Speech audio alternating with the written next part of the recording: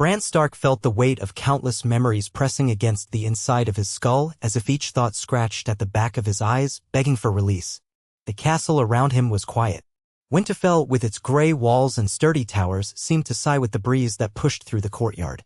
The direwolf sigil fluttered faintly on newly mended banners. Ever since he had become king, though some still debated how or why that had come to be, he had discovered that his greenseer abilities had grown far beyond even his own imaginings. It was no longer just ravens that carried his consciousness across the skies, it was the weirwood trees, the ancient heart of the north, and sometimes it was something else altogether, something deeper and more unsettling. Through this power, he had learned secrets of time and space, of past and future, and of the shape of conflicts to come. Long nights spent journeying through dreams had convinced him that Westeros stood on the cusp of transformation. The realm had suffered enough. War, the long night, betrayals, and the fracturing of once great houses. Now something new had begun to stir, a subtle trembling in the tapestry of fate. There, in the ancient seat of House Stark, he made his decision. It was not enough to send ravens with words that might be mistrusted or misunderstood. There had been so much suspicion and doubt in the wake of the wars. Too many lords remained locked in old feuds, or clung to old loyalties, or saw shadows in the corners of every letter. Bran decided he would give them something else, visions direct and undeniable, carried by dreams they could not shake off. He closed his eyes in the quiet of the godswood, the crisp winter air hanging all around. A swirl of snow caught in the wind, dancing across the surface of the reflective pool. The ancient heart tree with its face carved into the trunk looked down at him with eyes the color of fresh blood. Bran leaned against a gnarled root. His limbs felt feverish, his mind burning with the knowledge that if he did this, nothing would be the same. But that was the point. Nothing was ever truly the same once the tides of magic and destiny took hold. He took a deep breath, let his mind expand, and opened himself to the infinite branches of possibility. The power surged in him, a swirling torrent of images, memories of men he had never met, times he had never lived, battles and feast days, treaties and betrayals, all swirling around him like leaves caught in a northern gale. He honed his focus, letting the swirl of images coalesce into a shape of his choosing. He fashioned them into a dream so clear and powerful that any who received it would believe, at least for a moment, that it was their own memory. He reached out across the land. Across the snows of the far north, the battered fields of the riverlands, the rocky crags of the Vale, the golden hills of the Westerlands, the warm shores of the Reach, the deserts of Dorne, and the salt-lashed Iron Islands. Even the turbulent streets of King's Landing. Even the newly crowned lords and ladies whose names the common folk barely knew. And then, softly, like a raven alighting on a windowsill, he let the visions come to them. All across Westeros, lords and ladies, highborn and knights, heirs and counselors, awoke from sleep with gasps caught in their throats. Some jerked upright, tangled in sheets. Others stumbled out of bed, fingers clutching their bedposts, searching for breath. In each of their minds lingered the echo of a prophecy. A swirl of winter storms, a white expanse across the land, a hidden darkness crouching beyond the edge of sight, waiting for the realm to grow complacent. And in each dream, a figure took shape. A three-eyed raven perched on a branch, gazing at them with an intelligence that surpassed mortal understanding. Then the dream parted like mist, revealing the flicker of flaming swords, the swirl of many banners united, and the sense, strong as steel, that Westeros could stand only if all its people rose together. The dream ended in that heart tree's face, weeping tears of blood. Always, in the last moment, a voice heed the warnings of the old gods. Unite or perish. In the Red Keep, Lord Gendry Baratheon, newly acknowledged as the Lord of Storm's End, woke with a start, heart pounding as if he had run 10 miles. Sweat slicked his hair against his brow. He had only just adjusted to the notion that King Bran had recognized his claim. He had fought in the war against the dead, had seen horrors beyond imagination, and yet this dream felt more intimate, more haunting. The voice echoed in his mind. The words felt like an oath sworn in the godwood. He pressed the heels of his palms against his eyes, trying to chase away the afterimages, but they clung. Stark illusions, or something real. He knew what he had witnessed in the Great War. He had learned to trust the unimaginable. Beneath his calloused hands, he felt the pounding of his own pulse. He resolved to send a raven to Winterfell at daybreak, though he suspected no written reply could fully explain what he had just experienced. In the airy, young Lord Robin Arryn, now approaching manhood, scrambled from his plush bed, sending pillows sprawling across the floor. Thin mountain air whistled through the high windows. He pressed a hand to his chest, feeling the memory of the dream as if it were a physical presence lodged in his lungs. The swirling snows, the despairing cry of the wind across the winter plains, the face of the weeping heart tree, and the sense that he stood on the brink of an abyss. He had lost count of the times lords whispered behind his back that he was weak, that he was unfit to lead. He felt ashamed how that dream had exposed him, showing him truths he would have preferred not to face. But the dread that accompanied the vision was overshadowed by fascination. Could a king, a boy he vaguely remembered from visits long ago, do something so profound? Could these images be a sign that Lord Robin Arryn must finally step forward and prove himself? He swallowed his doubt and decided he would answer that beckoning call, though he knew it might demand more of him than he felt ready to give. In Casterly Rock, Tyrion Lannister, Hand of the King still, despite the realm's shifting tides, was not asleep in a bed at all but dozed in his chair, a glass of wine untouched on the table beside him. He had been reading reports of taxes and trade, trying to maintain a semblance of order under Bran's reign, though half the realm was still reeling from the wars. The dream found him anyway. He started awake, toppling the goblet. Red wine bled across the parchment. For a moment he was furious, cursing himself, cursing the hour. Then he remembered. The dream. Or was it a memory? He stood abruptly, rubbing at his face, his mismatched eyes wide. He had known Bran Stark possessed the gift of green sight, knew it more intimately than most, from everything that had transpired in King's Landing, but this was something else. Tyrion had always prided himself on logic, on reason, on cunning. Yet he felt a rare tremor of awe. He had seen the swirl of storms, heard that voice calling him to pay heed. And in that final instant he had recognized the voice. It was Bran's voice, neither child nor man, but something older. He looked at the spilled wine. The color reminded him unsettlingly of the heart tree's eyes. He already knew that by sunrise he would begin drafting letters, though what precisely he would write remained uncertain. For once he felt overshadowed by forces that defied cunning or reason, and he was not entirely sure how to proceed. Across the sea-salted air of Pike, Lady Yara Greyjoy had tossed and turned on her cot, the waves rocking the keep on its ancient stone outcropping. She woke, fists clenched, teeth bared, as if she had been in the midst of a fierce melee. In her dream, the swirling snows felt uncomfortably cold, the kind of cold that an Ironborn seldom encountered in their watery domain.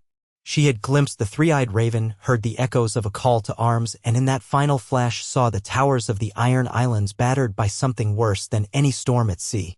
The dream was a warning, and she found her mind drifting to her brother Theon and the sacrifices he had made. The old gods, she had never cared for them, had never prayed to them. The drowned god was the deity of her people. Yet if Bran Stark, King Bran, could do this, she had to take notice.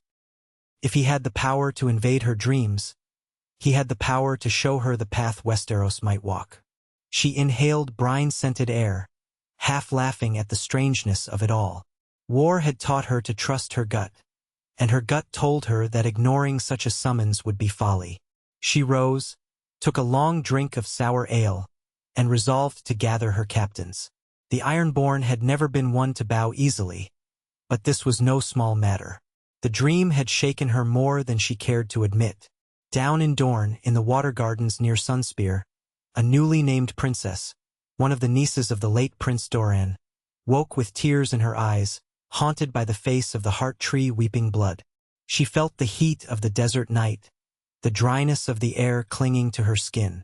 Yet in her vision, she had felt the sting of ice crystals on her cheeks, an impossible sensation in the warm climate she had always known. She thought of how Dorne had often stood apart from the rest of the Seven Kingdoms, proud in its autonomy, confident in its distance.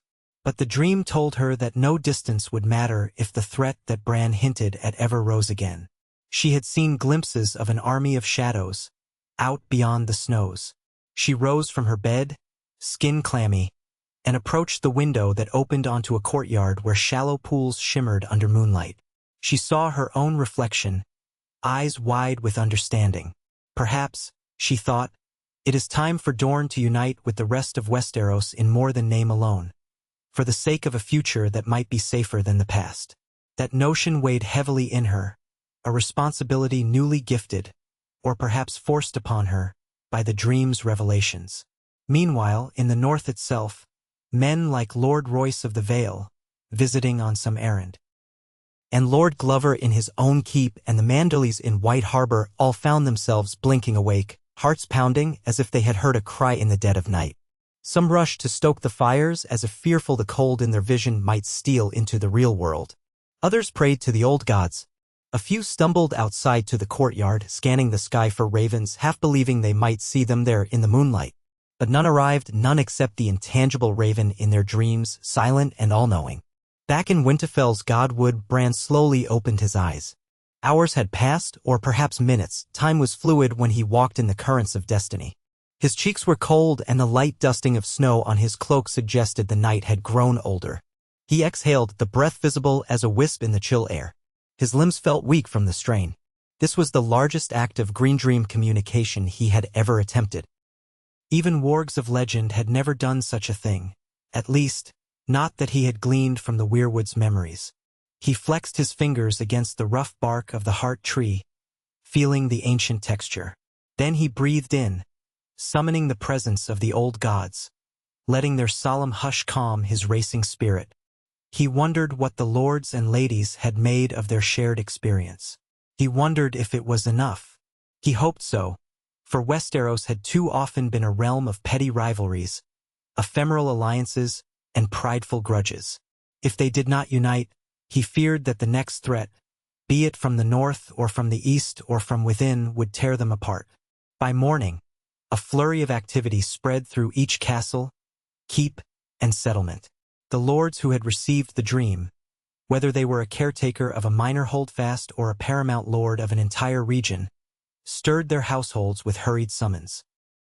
They wrote ravens in uncertain words describing what they had seen, or else they gathered their knights to question them. Were you visited by strange dreams? Did you see the heart tree and the swirling snow, the raven and the call to unite? In many places, heads nodded in startled agreement. A hush fell. Something big was happening. Messages began to flow toward Winterfell. Some written with trembling quills, others with the flourish of the confident, still others with cautious neutrality. They all asked, "Is this truly you, your grace? What does it mean? When must we gather?" Bran read them in the solar, his face betraying little emotion, though behind his calm eyes lay the swirl of infinite knowledge. He asked Samwell Tarly, Grand Maester now, to aid in drafting carefully worded replies.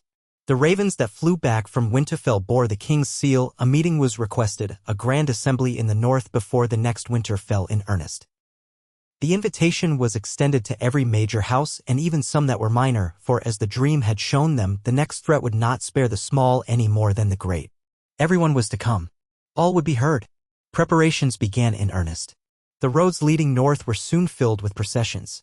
Some traveled by carriage, others on horseback, others marched with footmen. House Baratheon's banners flapped in a stiff breeze as Gendry led a small retinue toward the King's Road, uncertain of what he would find in Winterfell but fueled by a sense of loyalty both to the memory of his father, King Robert, and to the realm he had helped defend against the undead. From the Vale came Lord Robin Arryn, accompanied by Lord Royce, who tried to hide his skepticism. From the Reach came the new lords, those who had survived the last wars and had reorganized leadership among the Tyrell's successors. The Tarly name was whispered. Samwell was up in Winterfell, but the seat of Horn Hill had been passed on. They came hesitantly, uncertain of how the northern cold would greet them. The Riverlands delegation included Edmure Tully, still a bit flustered in the face of grand events but determined to represent his house. Casterly Rock sent Tyrion, of course, and a retinue of Lannisters who had survived the turmoil of the previous years. Many believed Tyrion had gone to help King Bran rule from King's Landing, but the king had chosen to keep the seat of his power in Winterfell for the time being, leaving Tyrion to shuttle between the west and the north as needed. Alongside him came a handful of lesser lords, all mindful that they were stepping onto the stage of an unprecedented royal summons. The Greyjoys made their journey by sea, docking at White Harbor, then traveling upriver by boat and carriage. Dorne, always proud, sent their newly acknowledged princess, escorted by a radiant retinue in bright silks that seemed out of place amid the snowdrifts. As the convoys converged on the winter-wrapped stronghold, the north braced for an influx of southern visitors unaccustomed to the chill. Winterfell's halls, while spacious, had rarely housed so many from every corner of the realm at once. Servants bustled about, setting up cots and spare rooms. Tents sprang up in the courtyard, colorful pavilions next to stark northern designs. 1,000 different accents mingled in the great hall.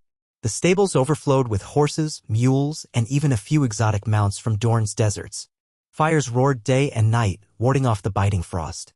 Cookfires sent up the scents of stews, roasted meats, and freshly baked bread, mingling with the crisp tang of winter. At last, the day came for the formal assembly. Long tables were laid out in the courtyard. Bran had chosen not to confine them to the great hall, believing that the presence of the heart tree and of open sky might remind everyone of the dream that had drawn them here. Overhead, the clouds parted, allowing a pale sun to cast meager warmth on the crowd. Bran sat at the head of the gathering, not on the iron throne. No one had seen that twisted chair since King's Landing had burned, but on a simple wooden seat carved with direwolves, placed upon a raised wooden dais. On either side of him stood knights of the King's Guard, newly appointed after so much turmoil. Their pale cloaks fluttered in the breeze. At Bran's side was Tyrion, whose eyes flicked across the gathering with lively curiosity, and Samwell Tarly, wearing his Grand Maester's chain. No one could claim they had not been summoned. Everyone who was anyone in Westeros was present or had sent an envoy. A hush fell as Bran lifted his gaze. Despite his youth and despite his silent, contemplative demeanor, the presence he commanded now was undeniable. Some remembered the dream that had invaded their sleep and felt a shiver of awe. Bran let the hush stretch a moment longer as though testing the air for tension. Then he spoke, softly yet in the cold morning air his voice carried. "You have come a long way. Some from the Stormlands, the Reach, the Rock, Dorne, the Iron Islands, the Vale, and the Riverlands. Some from the north itself." His eyes flicked toward the crowd, lighting for a moment on each cluster of bannermen. "I know you have questions. That's why I asked you here. For the sake of the realm, we must speak plainly. We have seen war, the undead, and the near end of everything. Yet chaos remains. It may wear many shapes, but it is always hungry. As long as Westeros stands divided, we are vulnerable. Something stirs beyond our shores. Others may come seeking conquest or to stir the embers of old conflicts. And there are things older than men, older than dragons, that wait in the dark corners of the world." A restlessness moved through the crowd. Some glanced at each other, memories of the Great War stirring uncomfortably. Gendry's brow furrowed. Yara Greyjoy let her lips curl in a half-scowl. Lord Robin Arryn tried to stand taller as though he did not wish to appear weak. Tyrion watched the shifting mood with a discerning eye. Bran continued, "I sent you the dream because words alone might not have conveyed the urgency. I needed you to feel the truth, not just hear it. We have built a fragile peace. But peace is not simply the absence of war. It is a garden that must be tended. I need you to understand that none of us can stand alone if a new threat arises." Yara's voice, brazen and cutting through the crowd, spoke first. "We fought the dead and we won. What threat do we face now exactly? Is it more White Walkers or something else?" Bran tilted his head slightly as though listening to a distant echo. "The others are gone for now," he said softly, "but I have glimpsed new perils. Perhaps a fleet from the Far East, hungry for spoils. Perhaps an ancient darkness stirring beneath the sea. Perhaps the seeds of conflict in our own hearts that would tear the realm apart again. The shape is not always clear, but the danger is real." A muttering rose among the lords. Some looked skeptical, others fearful. Lord Royce, a practical man, folded his arms. "So what do you propose we do about these uncertainties? We can't fight an enemy we can't name." A slow nod from Bran. "We may not know the precise form of the threat, but we know how to prepare. We must unify our laws and our resources in a way Westeros has never done before. We must have lines of communication that are stronger than old feuds. No house stands alone. If we do, we fall." At that, Tyrion stepped forward, clearing his throat. "Allow me, if I may, your grace." He turned to the assembly. "His Grace has asked me to help coordinate some of these proposals. We intend to establish a series of alliances and structures to ensure swift mobilization of forces if a threat arises. We will standardize taxes to support a unified defense fund. We'll encourage the exchange of hostages, not hostages, but wards between key houses to strengthen bonds. Moreover, we propose the construction of a new system of roads and Raven's Keeps so that word can travel faster across the realm. The dream you received was only the beginning. We need practical measures." The grumbling grew louder. Taxes, roads, wards, these were no trivial matters. Lords who had just survived ruinous wars balked at the idea of giving more silver. Others who prided themselves on independence, like the Dornish or the Ironborn, muttered about giving wards. Lord Glover shook his head warily. The Manderleys conferred in low tones. Edmure Tully cleared his throat, seeming about to speak, but someone else cut in. It was Gendry Baratheon, stepping forward with a black stag pinned to his fur-trimmed cloak. He lifted his chin. I saw the dream. I know what's out there. We've all seen enough nightmares to fill a lifetime. If the king says we need to be prepared, I trust him. His voice was firm but not without a tremor of uncertainty. Stannis once tried to unify the realm under a harsh creed. That led to bloodshed. Let's do this the right way with cooperation. I'll pledge my men to any common defense. That open statement quieted some of the protests. Yara Greyjoy cast him a sidelong glance as though measuring him. Then she shrugged. The Iron Islands did their part in the long night. We'll do it again if we must. But be warned, we're not about to start living by the laws of the Greenlands. She gave Tyrion a pointed look. Just because we send wards doesn't mean we'll soften. Tyrion's mouth quirked in something like a grin. I would never dream of softening the Ironborn, Lady Yara. Merely ensuring that we stand on common ground should trouble come. The Dornish princess lifted a hand, the many bangles on her wrist gleaming in the pale sunlight. Dorne has never needed to rely too much on the rest of Westeros. But the dream was unsettling.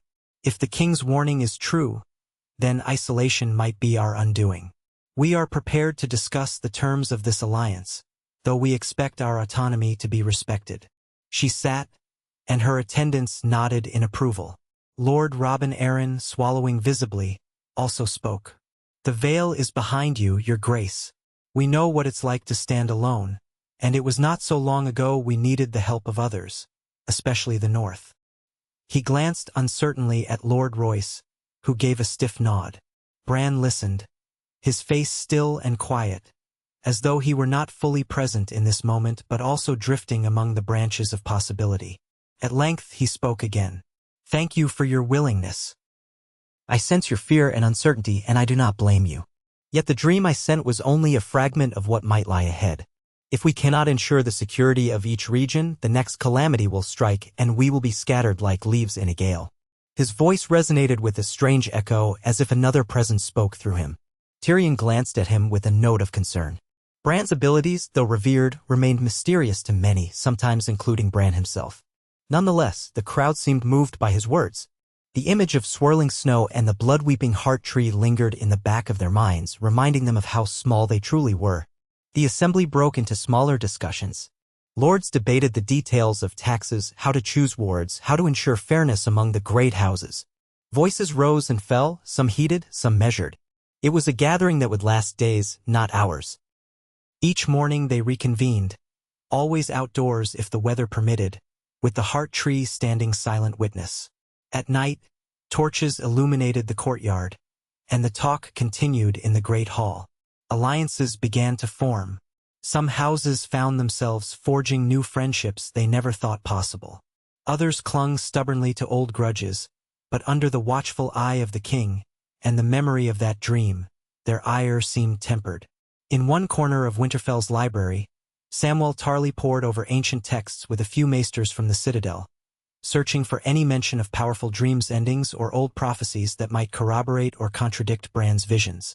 He found references to the Green Men on the Isle of Faces, to the Pact, to the Hammer of Waters, and to the prophecy that once foretold the prince that was promised.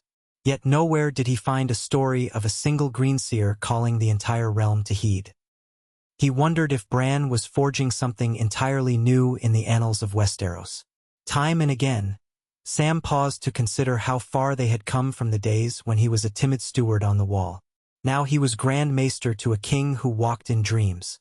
It was dizzying, but also exhilarating. Tyrion, meanwhile, navigated the labyrinth of negotiations.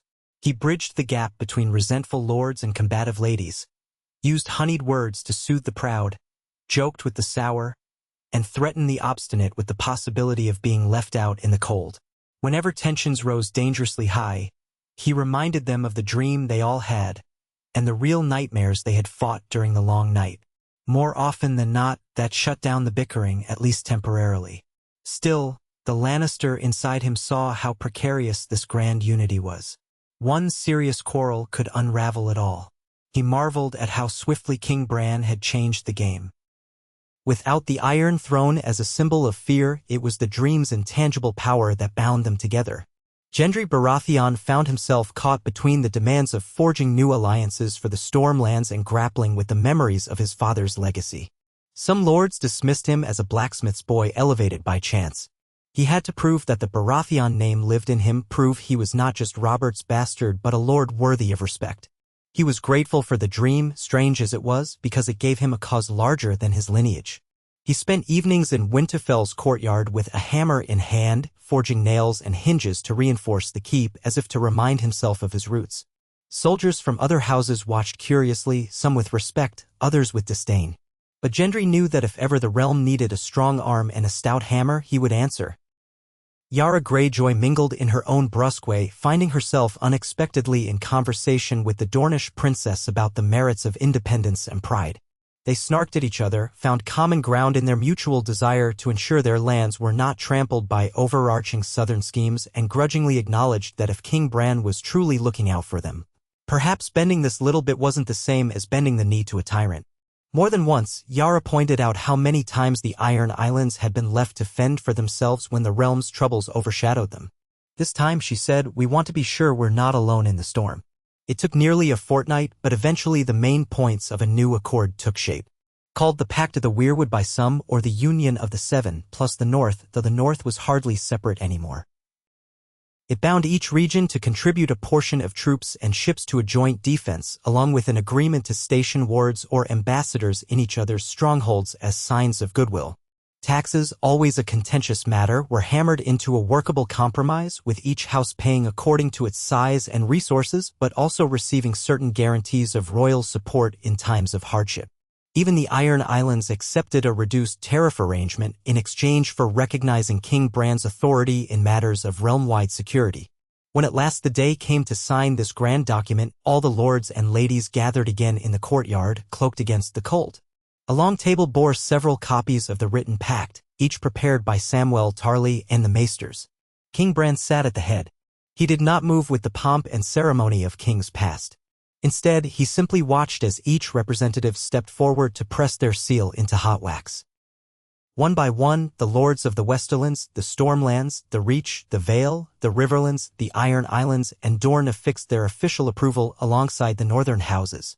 It was an unprecedented moment, reminiscent of Aegon's conquest in reverse. This was not a single conqueror forging unity by fire and blood, but a collection of houses forging unity by mutual need and a shared dream. As the final seal was pressed, a gust of wind blew through Winterfell's courtyard, stirring the banners overhead. For a moment, the hush was absolute, and the watchers felt something shift in the air, like the beating of a colossal heart far beneath the earth. Bran closed his eyes, as if listening for that heartbeat. Then he spoke, voice soft but clear. We are agreed. Westeros stands together.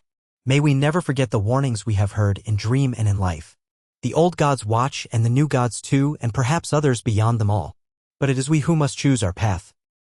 A solemn hush followed, broken by a sudden cheer from a few knights in the back, which rippled and grew until the courtyard echoed with applause and shouts of approval, or at least cautious optimism.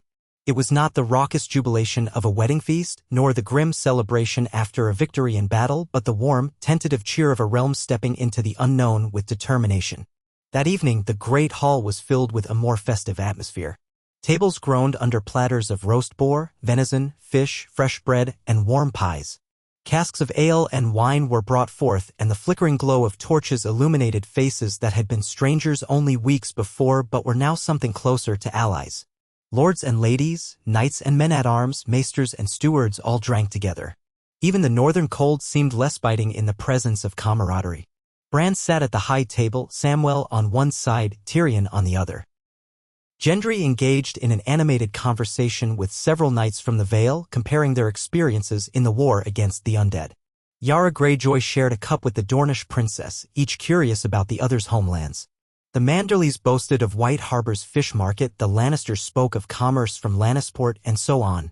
It was a tapestry of Westeros, woven by necessity but now perhaps held by genuine fellowship. Bran observed all of this with a quiet sense of satisfaction but also a lingering unease. He could see the paths branching in his mind, possible futures that diverged like rivers. Even with the pact signed, challenges would come and alliances could fray. But for tonight, at least, unity reigned. The realm had answered his call, had felt the dream, and had chosen to step forward in hope rather than cower in fear. He hoped that would be enough. He felt a presence in the corner of his mind, an echo of the old gods or the green seers who came before him, or perhaps just his own doubt. The future was not set in stone. He resolved to remain vigilant. In the days that followed, each delegation prepared to return to their lands, carrying copies of the Pact of the Weirwood. Tyrion would accompany some, ensuring that the new lines of communication were established. Samwell Tarly would remain in Winterfell, continuing his studies and helping Bran to manage the realm's affairs from the north. Gendry departed with renewed purpose, determined to make Storm's End a bastion of unity as well as a strong fortress. Before leaving, he took a moment to speak with Bran in the Godwood, kneeling awkwardly on one knee, a gesture half-born of respect, half-lingering intimidation. "Your Grace," Gendry said, his breath visible in the cold. "I just wanted to say, I believe in what you're doing. My father was a king who cared little for peace, more for his next hunt or his next war. And I saw another side of kingship when we faced the dead. If there is anything the Stormlands can do to strengthen this peace, we'll do it." Bran nodded. His hands were resting on the arms of his simple wheeled chair. A fresh snowfall was drifting onto the gnarled roots of the weirwood. "Thank you. The realm needs men like you, Gendry. Men who have seen the worst and still hope for the best." With that, Gendry left, forging his path southward. Many others did the same. Wagons rolled, horses trotted, sails unfurled along the coasts. Winterfell gradually emptied, leaving only the usual northern retinue, plus a handful of wards who would remain in the king's care. The courtyard felt quieter, as if holding its breath. But the calm did not last. Barely a moon's turn had passed when a new flurry of ravens arrived from the coasts of the Stormlands and Dorne, bearing reports of strange ships sighted far at sea. Not large enough to be an invasion force, at least not yet, but unusual. Their sails were of unknown design, their banners unrecognized. One said the ships bore bright colors, another claimed they carried monstrous effigies at the prow. The descriptions varied wildly, but the underlying fact remained the same: foreigners were testing the waters around Westeros. No one knew their intent. Bran read the messages in the solar, Samida's side. Tyrion, having only recently departed, had to be recalled. So began the test of the new accord. Would the lords respond quickly and decisively to a potential threat? The ravens flew out again, summoning not entire armies but the watchful eyes of scouts and fleets. Gendry took up the charge in the Stormlands, dispatching ships from Shipbreaker Bay. Yara Greyjoy rallied her Iron-born captains to patrol the southwestern seas. Dorne readied a small flotilla near the Broken Arm. All of it was done at Bran's behest. And for the first time in living memory, these varied powers coordinated with each other. Information traveled up and down the coasts. No single house took it upon themselves to either hide or claim the threat. It was a realm-wide matter. And while the foreign ships ultimately sailed away without confrontation, perhaps deterred by the unexpectedly united front, everyone recognized that another test had been passed. Elsewhere, border disputes that once might have erupted into armed skirmishes were now mediated by the wards sent between houses. A minor misunderstanding in the Reach was settled diplomatically by the presence of a northern ward who vouched for the intent of the other side. In the Vale, a visiting ward from Dorne diffused a heated argument with little more than calm words and a reference to the dream they had all shared. These small successes began to weave a web of trust, fragile though it was. Ravens soared. Roads were fortified, watchtowers manned. The realm was stirring to life in a way it had not in centuries. Yet, across the sea, rumors spoke of new powers rising, of warlords forging alliances of their own, of dragons rumored to have hatched somewhere in Essos. Unconfirmed reports, but enough to unsettle the newly formed unity of Westeros. Tyrion took note, advising King Bran that they must remain vigilant, possibly even expand their knowledge of distant lands. Bran, for his part, peered into the weirwood's memories. He scoured the branches of the present for glimpses of threats unseen. Each time, he sensed only a swirl of possibilities. No single destiny revealed itself fully. The price of being a green seer was living with this half-knowledge, the knowledge that danger might be 5 steps away or 500. Some nights, Bran sent smaller dreams to select individuals, gentle nudges urging them to keep the peace or subtle warnings about potential betrayals. The effect was eerie but effective. Lords who might have considered quiet treachery found themselves haunted by the image of the weeping heart tree or the three-eyed raven perched just outside their windowsill. So far, it prevented open rebellion. But it also sparked discomfort among some. Whispers circulated, "The king can see all. The king knows all." Is this truly a new age of peace or an age of arcane surveillance? Rumblings of disquiet reached even those who were staunch supporters. Gendry told Tyrion during a brief visit to Storm's End, "It's a strange feeling, knowing the king might be in our dreams. I trust Bran, but do my men? Do the lesser lords? Folks may start to resent it." Tyrion sipped from a flagon of ale, eyes thoughtful. Power is always frightening. A king who can control dragons or a king who can see your dreams both can be unsettling. It's how that king chooses to wield the power that matters. He's never shown any desire to rule with an iron fist, Gendry admitted. But fear is fear, no matter how gentle the king. Tyrion set the flagon down. We must ensure that fear does not become rebellion. Keep your ears open for murmurings, and if you hear them, remind the grumblers what we faced in the Great War. What we might face again if the realm falls into chaos. Perhaps the memory of the undead can quell such talk. So it went. For a time, the realm balanced on a razor's edge, an uneasy but hopeful harmony bound by the memory of a shared vision. Lords built new alliances, roads improved trade, conflicts simmered but did not boil over. Another year passed, the seasons slowly shifting again, and still there was no open war. Some said the pact was a true miracle, while others muttered that the king's powers were the only thing holding the realm together. Then, on a clear morning in the second year of Bran's reign, a raven arrived from White Harbor with a dire message. Reports of a swarm of ships approaching from the east, this time more numerous, flying red sails with a sigil none could name. Panic spread through the harbor. At the same time, word came from the south that a band of mercenaries, rumored to be from the disputed lands of Essos, had landed near the Broken Arm, testing Dorne's defenses. It was not the full-scale assault that some had feared, but it was significant enough to raise alarm. The realm's new lines of communication crackled to life. Gendry Baratheon ordered Stormland Knights to stand ready. Yara Greyjoy sailed at once to meet the threat at sea, aided by a small fleet of crown ships. The Dornish called their spears to muster. The Vale readied troops for deployment if needed. Westerland's gold financed much of this rapid mobilization. Everywhere, men strapped on armor and readied bows, grateful for the mild summer that would not hamper overland travel. King Bran convened his council in Winterfell, dispatching ravens as quickly as they could be written, urging calm and coordination. His wards across the houses sent back messages of local developments. Tyrion, just arrived from a tour of the Westerlands, coordinated strategy. Samwell Tarly researched what little was known of these foreign mercenaries and their possible backers. In a sense, the moment of truth had arrived. Would the realm's fragile unity hold against an external test? Yara's fleet intercepted the first wave of ships off the coast near Seaguard.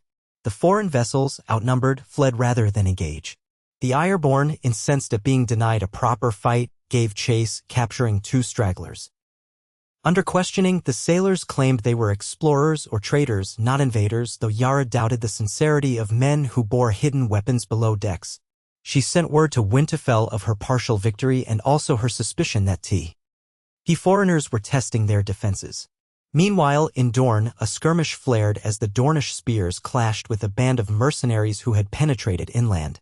It was brief, bloody, and ended with the mercenaries retreating to their landing boats. The Dornish commander captured a handful alive who confessed they had been hired by a distant warlord in Essos, rumored to have partial Targaryen lineage, to probe the realm's southern coast. Within weeks, these twin threats evaporated, though not without leaving behind uneasy questions. Could these incidents be precursors to a larger invasion? The realm's unity had been tested and they had responded swiftly, repelling the invaders with minimal losses. That was cause for cautious celebration. Yet the knowledge that would-be conquerors lurked across the sea cast a shadow over the new peace. The memory of the dream still guided them, reminding them that vigilance was crucial, that only by standing united could they repel such tests. For now, they had prevailed.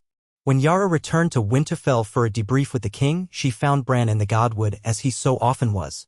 He looked thinner, paler, the strain of so much far-seeing taking its toll. Yet his eyes still held that distant clarity that gave her pause. She reported her findings bluntly, describing the chase, the capture, the questionable confessions. Bran thanked her, voice quiet. You served the realm well. You saved lives by acting quickly. Yara folded her arms, letting out a slow breath. It might not be the last time. If these foreigners have Targaryen blood, they may think Westeros is theirs for the taking. Bran nodded. We cannot know for sure what illusions they hold. But they now know Westeros does not stand alone. She studied him for a moment, noticing the slight tremor in his hands. You're pushing yourself too hard, aren't you? Sending visions to every lord in Westeros. That's not something even the children of the forest did lightly, I wager. A small smile curved his lips. You're right. But sometimes greatness demands sacrifice. I do not regret what I did. We have peace, fragile though it may be, and for the first time, the realm stands on common ground. I'll endure whatever price that demands of me. Yara inclined her head, a gesture of respect. Then let's keep it going. But be careful, King Bran. Our enemies might not break us, but our own distrust might. She left, her words hanging in the frosty air. Bran closed his eyes, letting his consciousness slip momentarily into the currents of possibility. He saw, in a swirl, the images of foreign sails, the sigils of houses standing in uneasy alliances, a conjuring of shadowy shapes from beyond the known world. He also saw hope, a realm no longer torn by senseless feuds, a tapestry woven in cooperation. Both futures beckoned. He felt the presence of the old gods in the bark beneath his fingertips, and he sensed they too watched, not interfering, merely observing. The forging of destiny was in mortal hands. As the months turned to another year, Westeros adapted to this new state of guarded peace. The occasional bickering flared, an argument over taxes here, a boundary dispute there. But the wards and the networks established under the Pact of the Weirwood kept these tensions from blossoming into full-scale conflict. Each house now had a vested interest in maintaining the treaty. Lords who might have once conspired in shadows found themselves confronted by the memory of that dream, or by a sudden cryptic warning whispered in a green vision. While some chafed under this subtle oversight, many recognized that open warfare would serve only the enemies of the realm. From time to time, new rumors drifted in. A large army gathering in the disputed lands, a rumored alliance of free cities that sought to challenge Westerosi trade, fleeting tales of cults that worshipped the Great Other. These rumors ignited waves of anxiety, but each time, the realm braced together, not apart. Sometimes no threat materialized, other times a quick show of unified force put an end to the problem before it fully took root. And always, in the background, was the knowledge that if a truly dire threat arose, King Bran would summon them again, perhaps in their dreams, or perhaps in a more direct call to arms. In King's Landing, the Red Keep stood largely abandoned. The seat of power was now nominally in Winterfell, though Tyrion spent enough time in the old capital to ensure that the apparatus of governance still functioned there, collecting taxes, overseeing trade, and maintaining the city watch. But many said King's Landing had lost its old luster. Some considered that a blessing. The city no longer reeked of the madness that had engulfed it in previous reigns. Others felt it a sign that the center of the realm was shifting north, a notion that unsettled southern lords. Yet so far, no one dared challenge the king's choice. The memory of the dream was still too fresh, and the sense of necessity still weighed on them. As the 4th year of Bran's reign approached, something curious began to happen. The wards scattered across the land, children of lords and ladies, some as young as 10, others in their late teens, had formed friendships, alliances of their own. They wrote letters to one another, visited on special occasions, and even arranged marriages. A new generation was coming of age, one that had grown up not with stories of the War of the Five Kings, but with stories of the Great War against the dead and with the unity that followed. Some learned from the old feuds that had torn Westeros apart, determined not to repeat their parents' mistakes. In many corners, cynics sneered that this was naive idealism. But the wards persisted, forging bonds that had never existed before. In the west, a ward from the Iron Islands befriended a ward from the Reach. They went hawking together, learned each other's fighting styles, discovered a shared sense of humor. In Dorne, a young Lannister squired for a Dornish knight, bridging a rivalry that once seemed unbreachable. In the north, a young Arryn tried to learn how to wield a great sword from a Mormont warrior. These small personal connections did more to cement the realm's unity than any official treaty. People began to murmur that perhaps this was Bran's true vision all along, a generation that saw themselves first as Westerosi and only second as members of a specific house. The years rolled on, marked by no large-scale wars, only occasional border tensions and minor rebellions swiftly quelled. Grain stores in the Reach flourished. The riverlands recovered from old scorch marks, aided by new irrigation. The North rebuilt and expanded trade with White Harbor. The Vale opened new mountain passes, reinforcing roads, making the once isolated region more accessible. The West, flush with Lannister gold, financed maritime projects in Lannisport. Dorne enjoyed relative peace and prosperity, focusing on its spice trade. The Iron Islands, never truly docile, still channeled their warrior spirit into patrolling the coasts against pirates and would-be raiders from the east. Slowly, the realm healed from the scars of the previous decades.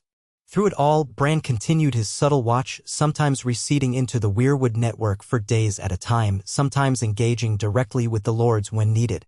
He aged in a peculiar way, quiet and introspective, as though half his mind lived in a realm outside of time. Still, for many, the question lingered. Was this truly permanent peace, or merely a respite before the next cataclysm? No one, not even Bran Stark, could say for certain. Yet the threat of a catastrophic return of the White Walkers had been postponed or avoided altogether. No more sightings were reported beyond the Wall. The threat of foreign invasion, while never vanquished, had found Westeros a tougher target than in centuries past. The rumor of dragons in Essos remained just that, rumor. Each uncertainty that once might have plunged the realm into chaos now served to strengthen their resolve to stand together. Decades later, singers would compose ballads of these years, calling them the dream-forged peace, the reign of the three-eyed king, or the time of the Weirwood Pact. They would sing of how a crippled boy from the north, gifted with powers beyond mortal ken, had carried a vision into the minds of lords and ladies, uniting them with a shared glimpse of the future's peril. They would sing of how that vision remained a guiding star in the nights of doubt, reminding them that the realm's survival hinged on cooperation. Of course, the singers would also embellish. Some might say that Bran took the form of a giant raven with 3 eyes and flew across the land in the dead of night. Others would claim that the Heart Tree wept real tears of blood at the moment the pact was signed. Still others would weave love stories of wards who found each other across house lines, forging not just political ties but real affection. Exaggerations or half-truths, perhaps, but they all sprang from the seeds of reality. And in quiet corners, where maesters and learned folk debated the nature of prophecy, some would ask, did Bran Stark truly send that dream to every lord, or was it a mass illusion born of trauma and rumor? Could a single greenseer truly reshape the realm's destiny? Grand Maester Samwell Tarly, who outlived many of his peers, would simply smile at such queries, remembering the day he saw dozens of lords stumbling out of their chambers at dawn, pale and shaken by a dream they all shared. He had seen the ravens that followed, the responses that poured in, the gathering at Winterfell, the forging of the pact. He had written the official records himself. He knew what he believed. But let the future scholars puzzle it out. The truth, after all, was plain enough for those who had witnessed it. The realm had changed forever the night Bran Stark sent visions to every lord in Westeros. Through it all, the Heart Tree in Winterfell's godwood stood silent watch, its ancient face carved into the bone-white bark, red sap staining its cheeks like tears. The old gods, or whatever remnants of them dwelled within the Weirwoods, bore witness to an age of extraordinary transformation. In the passing of seasons, snow fell and melted, leaves budded and turned to gold, lords died and were replaced by their heirs, alliances shifted. But the unity, once forged, endured in some form. Challenges would come. People would doubt, would struggle, would fail. Yet they would also rise, guided by the memory of a dream in which they all saw the realm's peril and the way forward. The day finally came when Bran Stark, older and tired, quietly relinquished the crown, passing responsibility to a new generation, one shaped by peace rather than war. He remained in Winterfell, more spirit than flesh in many ways, drifting in the godwood, watching the Weirwoods face. Some said he vanished one winter night, leaving behind his empty chair in the snow. Others claimed they saw a great raven with 3 eyes perched on a tower parapet before it flew away toward the far north, never to return. Either way, the realm moved on, but the foundations he had laid did not vanish. The wards of yesteryear were now the lords and ladies of today, and they remembered the lessons taught by that faint echo of prophecy. In the end, perhaps that was the true power of the dream. Not that it showcased a single threat or named a single evil to be vanquished, but that it revealed how fragile Westeros could be and how strong it might become if it set aside petty rivalries. The dream was a clarion call, urging them to face the darkness with unity instead of division. Over time, that call became woven into the lore of the land, a new story the small folk told beside their hearths, the time the king of the north, who could see through Raven's eyes, called upon every lord in the land to heed a message of survival. Some turned it into a fable about trusting your neighbors, others invoked it as caution against ignoring warnings. But always, the heart of the tale remained the same. Bran Stark had given them a chance to transcend the bloody histories of old. And, for the most part, Westeros had taken that chance.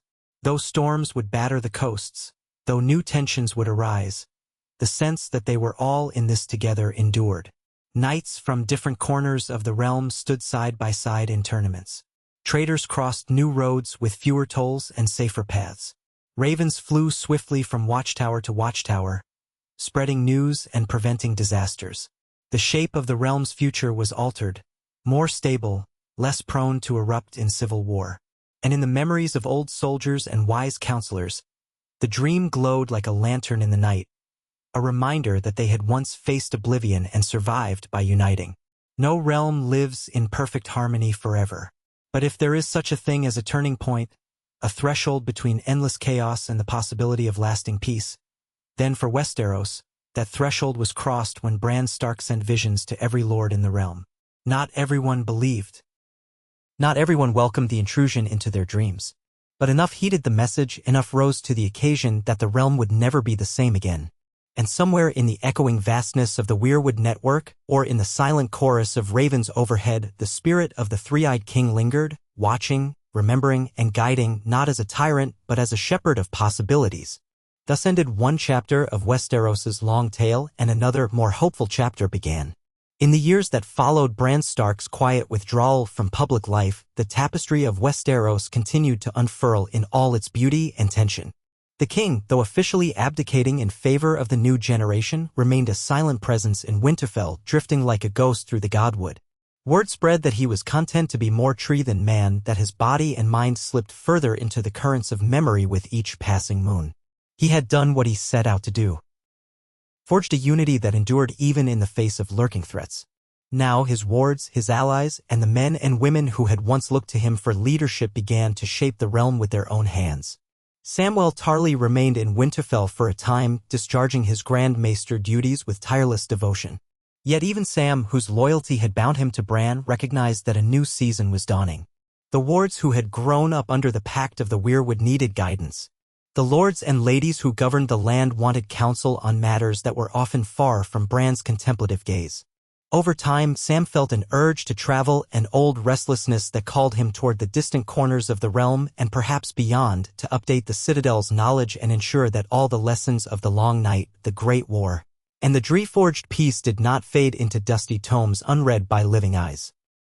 On a pale morning before the first autumn snow, Sam left Winterfell accompanied by a small retinue of scribes, junior maesters, and a handful of guards. The departure was unceremonious but poignant. He clasped hands with Bran once more in the godwood, the morning light catching in Bran's dark hair and making his expression almost ethereal.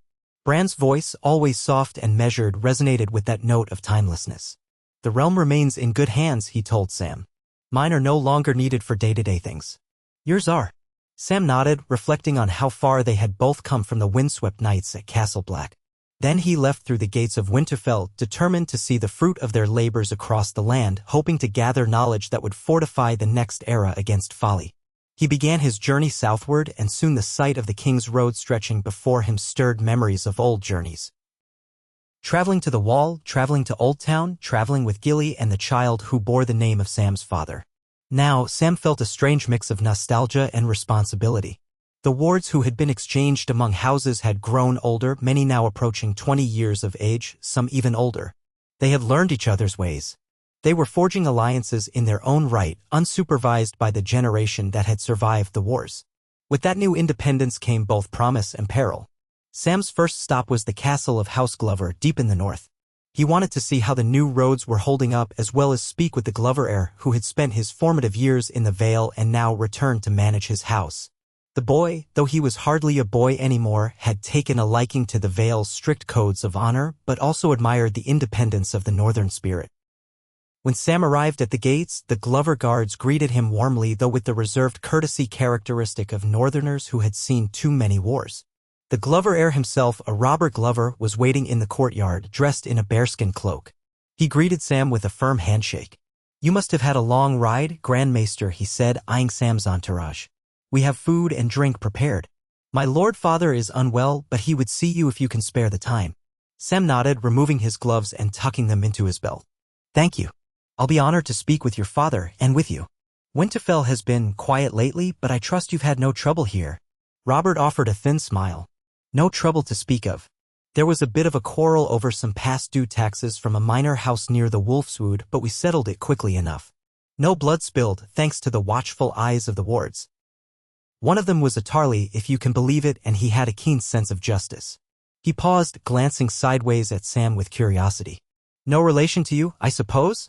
Sam shook his head. "My father's line is complicated. I'm sure the Tarly in question is a distant cousin, or perhaps an offshoot. Still, I'm pleased to hear the wards have been of use. Better a few words of reason than drawn swords." They went inside, and Sam found the castle's interior warm and welcoming in that austere northern style. The fire crackled in the great hearth, and servants brought out hot cider spiced with cinnamon. Lord Glover, once a robust warrior, now lay in a bedchamber, frail with age and lingering injuries from battles long past. He insisted on sitting up when Sam entered, and they shared a subdued conversation about the changes in the north, the newly fortified roads that allowed safer travel, and the sense that a new generation was on the cusp of taking full control. The old man seemed content, if a bit nostalgic for the days when House Glover's strength was measured by the number of swords they could field. Now that measure was less relevant. "They talk of cooperation more than conquest," Lord Glover said quietly. "It's strange to me, who grew up learning the tales of the first men and the glory of fighting for House Stark. But perhaps it's a better way." Sam took his hand. "The realm has bled enough. If we can hold this peace, we might become stronger than we ever were with swords alone." After a short rest, Sam took his leave, continuing south. Along the way, he made notes about the farmland that had been reclaimed since the long night, the new watchtowers that dotted the horizon, and the small communities that thrived where once there had been only ruin. He noticed that the ordinary folk spoke less of White Walkers and more of simpler concerns. Harvest yields, minor trade disputes, and sometimes the rumored presence of foreign merchants peddling strange wares for Messos. These small, everyday details reassured him that the realm was finally breathing easier, though vigilance was never forgotten. The nightmares of the dead still lurked in the stories told on cold nights, ensuring that no one would grow too complacent. When Sam reached Moat Cailin, he saw that the fortress, once a ruin barely held, had been re-outfitted as a crucial crossroads garrison. The King's Road branched here, allowing travelers to move east toward the Vale or continue south. Soldiers from various regions patrolled the perimeter. Sam recognized some from the Riverlands by their sigils, freemen who had survived the War of the Five Kings and chosen to serve in the new Crown's forces. Others wore the Wolf's Head of the North or the Falcon of the Vale. All seemed amicable enough, united by a sense of shared duty. The commander on duty greeted Sam with a cordial salute, offering to host him for the night. Sam thanked him but pressed on, choosing to stay at a modest inn just south of the Neck. He wanted to immerse himself in the life of the small folk, listen to their chatter, and gauge the mood that lay outside castle walls. That evening, in a warm, smoky common room, Sam listened as peasants and traveling merchants huddled around a blazing hearth. They spoke of a wedding in the Riverlands, a marriage between a young Mormont ward and the daughter of a Tully bannerman. There was gossip of a foreign caravan that had passed through the area weeks ago, carrying exotic spices and strange beasts rumored to have thick fur and curved tusks. Someone mentioned that beyond the sea, a new claimant to Valyrian bloodlines had begun gathering sellswords. Another shrugged it off, insisting that nothing would come of it. Some older folk recalled the dream they had once heard their lord speak of, the dream that King Bran had sent. Most of them had not personally experienced the vision, yet the memory of that strange event lingered in the realm's collective consciousness, giving rise to reverence, curiosity, or even doubt. One old farmer, warming his hands by the fire, raised a question that others nodded at. "We've had peace, sure enough, but sometimes I wonder, didn't the old kings always try to keep peace? And yet war came anyway. Is this time any different? They say the king can see into our dreams, but can he truly stop men from fighting if they have a mind to?" Sam, sipping a mug of small ale, couldn't help but speak. "It's true that no king can fully stop the will of men. But unity is more than a king's decree, it's a choice, made every day in the small decisions we make not to escalate conflict. We were all but destroyed by the wars, and we faced the dead rising from the north. That shared horror remains fresh enough in memory to give pause." That may be the difference you speak of. The farmer squinted, half respectful, half skeptical. Well, the new ways are good for now. Let's hope we never see them tested too harshly. Sam nodded, thinking of how easily the realm might fracture if a dire threat arrived. It was a miracle that it had held together against smaller incursions, those mercenaries in Dorne, the foreign ships off White Harbor's coast, the bandits that occasionally slipped across mountain passes. But would it hold if a full-scale invasion landed on Westerosi shores? Or if some ancient power rose from slumber to test the mettle of men once more? He recalled the swirling images he had once glimpsed in Bran's company, faint whispers of possible futures. Worry settled like a stone in his chest, but he forced himself to focus on the good that had been accomplished. He pressed onward the next morning, crossing into the riverlands. The wide plains and gentle hills stretched under an overcast sky. He saw fields of golden wheat and barley, mills turning lazily in a mild wind, and villages that had been rebuilt from the ashes of war. House Tully, now led by Lord Edmure Tully's heirs, was prospering anew. The Tully wards that had gone to the Westerlands had returned with new knowledge of trade and coin management, eager to invest in local infrastructure. Sam visited several towns that boasted new roads, improved irrigation canals, and repaired bridges across meandering rivers. The local populace seemed guardedly optimistic. A few older men still complained about taxes going to the crown's coffers, but they admitted that the taxes were used for improvements that had tangible benefits, such as safer roads and better watchtowers. Banditry, once rife in the Riverlands, had dwindled significantly. Sam's travels brought him to Riverrun itself. The castle, still possessed of its distinctive triangular shape, sat at the confluence of two rivers. Autumn leaves drifted on the water's surface, and banners bearing the leaping trout flapped atop the battlements. Edmure Tully, now thickened in the waist and silvered in the hair, welcomed Sam in the castle's courtyard. Beside Edmure stood his adult children, who had stepped into more active leadership in recent years. One daughter, Matilda Tully, had spent her wardship in the north, while a son, Bran Tully, had been educated in King's Landing for a time. They both greeted Sam with bright politeness, curious about any news he carried from Winterfell. Matilda Tully was the first to speak. Is it true what people say? That King Bran rarely speaks now? That he scarcely leaves the Godwood even in the harshest winter storms? Sam inclined his head. He does seem distant. He listens more than he talks, and when he speaks, it's often in riddles. He's guided by visions and memories that stretch far beyond our mortal span, I think. But he remains watchful. Bran Tully, the son, exchanged a glance with his sister. So we can still call on him if something dire threatens? If it's dire enough, Sam said with a half-smile, I suspect he would know before we even sent the raven. The group paused as Edmure sighed, folding his arms. I remember him as a quiet boy, back when his father was still alive, hosting us at Winterfell. Fate is a strange thing. But I'm glad we have this peace, however fragile it might be. They discussed local matters, farmland reclamation, trade routes that now linked the Riverlands with the Vale and the North more robustly than ever, the presence of wards from other houses who had helped quell small disputes before they blossomed. Sam learned that not all was perfect. There had been a few instances of friction between Riverlords and the new Westerland delegates, particularly over shipping fees on the Red Fork. But those tensions thus far had not escalated. Each time tempers flared, the memory of what had come before and the dream that had brought them all together was enough to calm hotheads. When Sam departed Riverrun, his party continuing down the main road, he kept noticing evidence of the realm's transformation. Wooden signposts marked distances to major strongholds in multiple directions, facilitating travel and commerce in a way Westeros had never seen before. Where once only the wealthiest had dared go far from their holdfasts, now even small folk ventured to distant markets, trusting in the relative security of the roads. The wards had done more than act as living bonds between houses.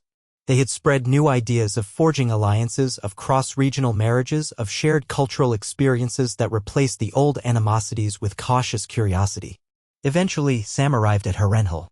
The vast, ruined castle loomed against the sky, its melted towers a monument to the might of dragons past. Some believed Harrenhal was cursed. Others saw it as a strategic asset. Over the years, multiple rulers had tried to restore it, only to be thwarted by misfortune.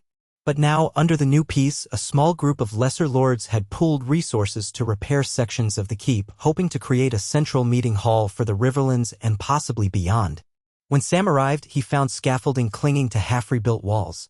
Builders from the Reach and Dorne worked side by side with local laborers testing new construction techniques.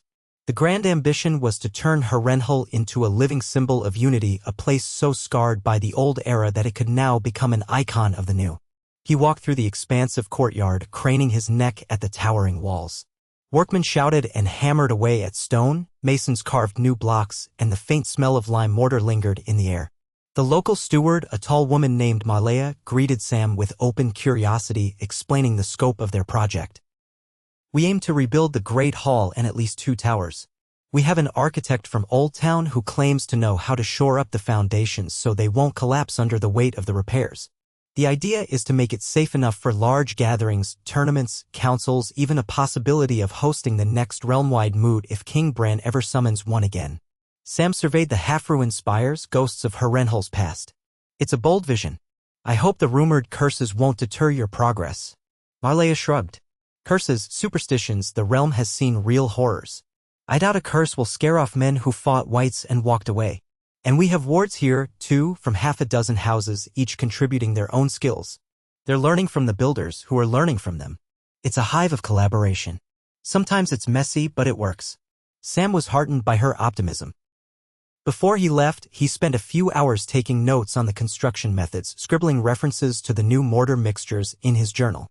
He spoke with some of the wards, young men and women from the Westerlands, the Vale, and the Iron Islands. Though many of them were teenagers, their eyes shone with purpose, as if they recognized they were part of something unprecedented.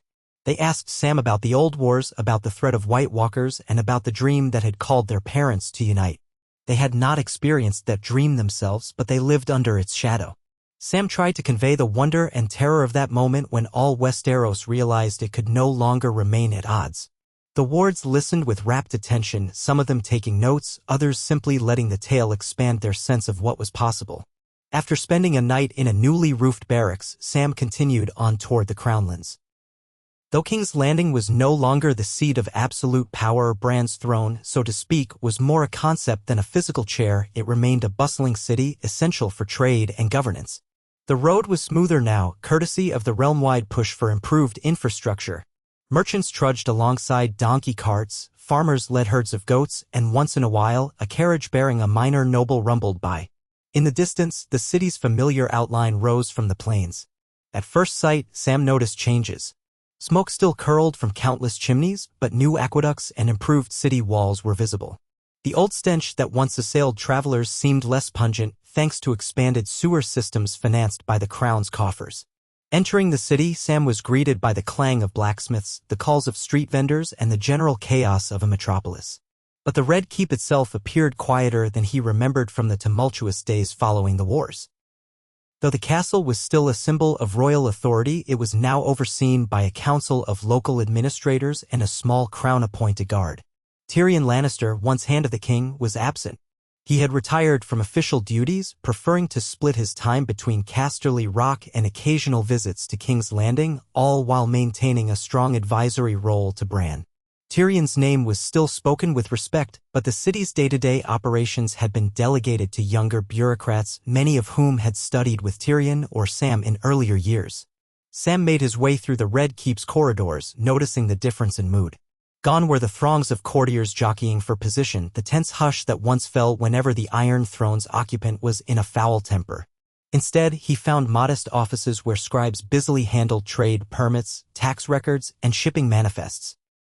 A few nodded politely at Sam, recognizing him by his chain or from old rumors of how he had once helped save the realm by discovering hidden truths in the annals of the Citadel. He felt relief that the city seemed stable, though part of him missed the presence of old friends. He lingered briefly in the throne room, still bearing the scars of dragonfire from Daenerys Targaryen's final assault.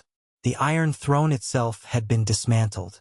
In its place stood a raised dais with a single seat, simpler and less imposing, used only for official ceremonies when the crown's delegate presided. Sam remembered how, in the aftermath of the Great War and the subsequent conflict, the realm had decided it did not need that monstrous throne of twisted swords anymore. Now, the dais remained largely symbolic, an echo of old authority softened by new ideals. Sam stood there a moment, listening to the shuffle of his own footsteps on the polished floor. Rays of light fell through stained glass windows overhead, casting a gentle glow. Once upon a time, the sight of the Iron Throne had filled him with dread and awe. Now there was only space and quiet. From King's Landing, Sam ventured to the Reach. That journey felt like a homecoming of sorts, for Horn Hill was where he had grown up, though not happily, under the stern glare of his father, Randall Tarley. Horn Hill now belonged to Sam's younger brother by law and succession, but Sam had never begrudged him that. He was content with the life he had chosen, though the memories of that place were bittersweet. He wondered what it would feel like to see its gates again. But first, he planned to stop in Highgarden, the heart of the Reach, which had undergone substantial changes since the Tyrell line ended. Riding along the Mander River, he encountered lush farmland. Even after the wars, the Reach had rebounded. Blessed with fertile soil and clement weather, the region had become a breadbasket for much of Westeros. The roads were lined with poplars and oaks, the fields ablaze with the gold of wheat and the green of pastures dotted with sheep. At roadside inns, Sam heard talk of bountiful harvests, new irrigation canals, and an upsurge in trade with Dorne ever since the roads had been improved along the southern borders. The wards in the Reach had played a crucial role in bridging centuries-old animosities with Dorne, forging friendships and even marriages that had once seemed impossible. Arriving at Highgarden, Sam was struck by the infusion of new architectural styles. It seemed that some of the Dornish influence had seeped into the local design. Soft arches and columned walkways blended with the existing rose-trellised gardens, creating a graceful combination of two cultures. The keep itself, once the seat of House Tyrell, was now overseen by a council of noble families from the Reach, each with rotating leadership roles. One such leader was a woman named Layla Meadows, known for her wit and her knack for diplomacy. She greeted Sam in the castle's courtyard with a warm smile, explaining how they had recently hosted a gathering of wards from across Westeros. A kind of cultural exchange where children of different houses shared in harvest feasts, tournaments, and lessons in horticulture. Sam found himself marveling at the greenhouse expansions, the newly laid-out orchard groves, and the intricate waterworks that channeled the Mander's flow through the castle gardens. Layla led him on a tour, explaining how they had begun breeding new varieties of fruit trees, hoping to strengthen the region's exports and hedge against future blights. She pointed to a row of saplings bearing small pink blossoms. These were developed from Dornish seeds crossed with our own orchard stock. The wards from Dorne helped with the cross-pollination techniques. If we're successful, we'll have a new line of fruit that can withstand colder temperatures, potentially opening trade routes to the north. Sam nodded appreciatively. I see that the wards have become more than tokens of peace. They're ambassadors of innovation. Indeed, Layla said, pride in her voice. Many of them are forging lasting bonds. We have wards from as far north as the Last Hearth, from the Iron Islands, and from the Vale. They learn from us and we learn from them. It's not perfect, arguments happen, cultural misunderstandings, but the overarching sense is that we're building a generation that sees beyond the old grudges. Later, in Highgarden's Grand Hall, Sam sat at a table sampling spiced apple wine while Layla and her fellow council members recounted tales of the ward exchange. One involved a pair of wards, an Ironborn boy named Heron Pike, a distant relation to House Greyjoy, and a Dornish girl named Elia Corgyle, who had nearly come to blows over some slight. Instead of turning into a fiasco, they resolved their conflict by staging a mock duel under the watchful eye of their mentors. The scuffle ended in laughter, and the two wards afterward became unlikely friends, discovering a shared fondness for hawking and diving for pearls in the Mander's shallows. It struck Sam as almost miraculous how these children, who might once have been locked in endless feuds, now found common ground in such simple joys. Before leaving Highgarden, Sam visited its famed library. Though smaller than the citadels in Old Town, it was still impressive, with rows of shelves containing books of genealogy, agriculture, and local histories. He flipped through the pages of a freshly copied tome detailing the events of the Great War against the dead. The volume credited King Bran's dream with spurring the alliance that saved the realm.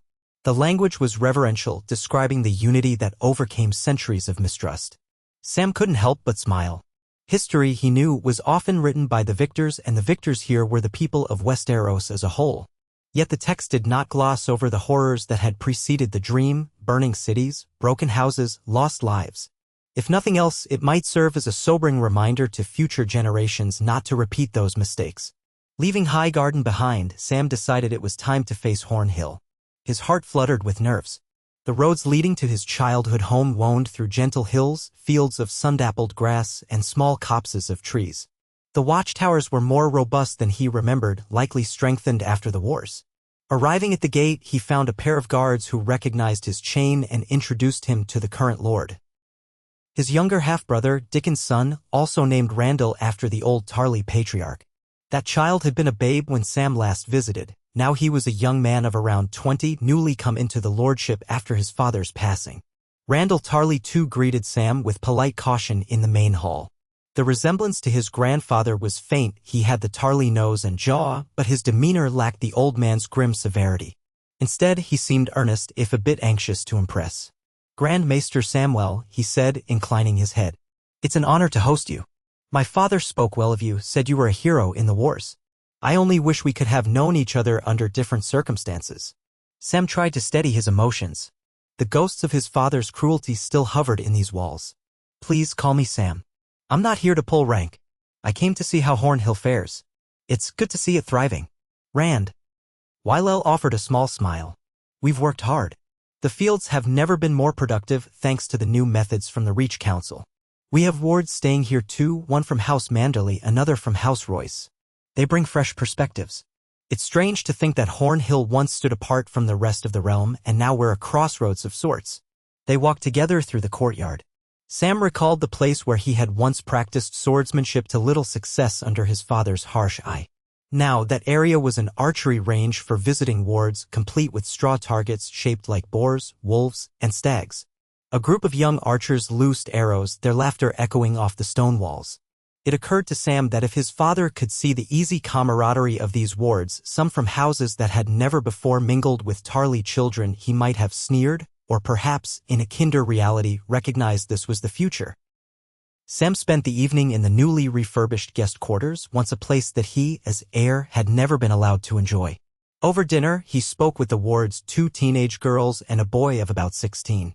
They asked him questions about the war with the dead, about the dream that had united Westeros, and whether King Bran truly could slip into people's minds at will.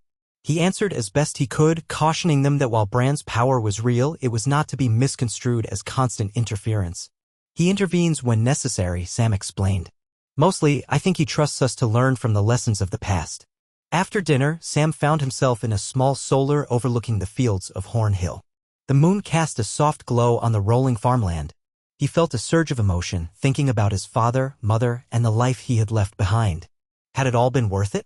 He believed so. The realm now stood on surer ground, and though the future remained uncertain, there was hope. With that thought, he retired for the night, taking comfort in the knowledge that Hornhill no longer felt like a place of dread. Continuing his travels, Sam set his sights next on Old Town.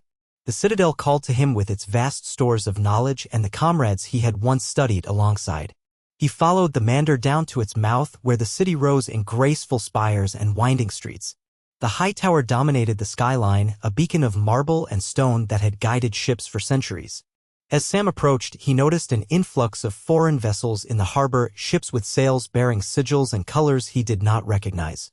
The city had always been a hub of trade, but it seemed even more cosmopolitan now. The citadel itself bustled with activity. Novices and acolytes hurried between towers, arms laden with scrolls, while senior maesters debated in hushed corridors. Sam received a warm welcome from a circle of old colleagues, who plied him with questions about King Bran, about the wards, and about the continuing stability of the realm. In the main library, Sam could have spent weeks, months, poring over the fresh texts describing the new roads, the methods of agricultural improvement, and updates on foreign affairs. He discovered that the Citadel maintained a special section devoted to King Bran's reign, cataloging testimonies from various lords about the dream they had collectively shared. The accounts varied in detail, but one element was always the same: the stark presence of the three-eyed raven and the warning that unity was the only way to avert doom. Sam also learned that some maesters were skeptical of the dream's supernatural origin. They posited that perhaps it had been a mass hysteria fueled by rumor and fear in the aftermath of war. Others insisted that the phenomenon must have been real, citing consistent details across dozens of accounts. Sam, having known Bran personally, quietly affirmed that it was indeed real, but he did not engage in lengthy debate. He believed the realm benefited from a bit of mystery. If people needed to see it as a miracle or a psychological event, so be it, as long as it served the cause of unity. While in Old Town, Sam looked into the rumors of foreign powers rising across the sea. He discovered that the city's harbormaster kept meticulous records of ships arriving from Essos, Sithorios, and even distant lands beyond the known map. In recent months, more vessels had come bearing exotic goods and strange tales. Some claimed that in the Far East, a new empire was emerging under a charismatic ruler who named himself a scion of House Targaryen. Others said that dragons had been sighted in the ruined lands around Valyria, though those reports were always clouded by hearsay and embellishment. Still, the sheer number of these rumors gave Sam pause. The Citadel's library contained fragments of accounts from travelers who ventured into the smoking sea. Most never returned, but those who did spoke of twisted landscapes and pockets of surviving sorcery. Could it be that something was awakening there? Sam spent several days engrossed in these texts, cross-referencing any mention of dragon sightings, Targaryen pretenders, or large-scale movements of Sellsword companies. The pattern he discerned was worrisome. Multiple smaller warlords or self-declared kings flaring up across Essos, consolidating power, then vanishing or being absorbed by a larger force. If indeed one warlord was swallowing up others, building an army, the realm should be cautious. He penned urgent letters to Gendry Baratheon in Storm's End and to Yara Greyjoy in the Iron Islands, asking them to keep watch for any signs of increased ship traffic or suspicious mercenary movements.